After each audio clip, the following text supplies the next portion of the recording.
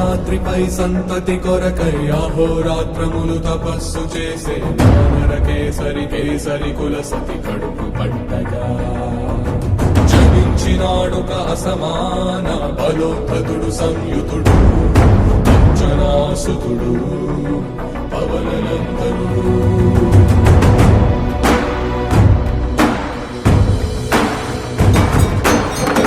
కిరణముల ఉదయాత్మి గని అది పండిన తీరని పంటను పడు సూర్యమండలము పట్టి తినాలని వీళ్ళుడే తను దేహం నాడున రవి మరుగై జగము చీకటై మారా.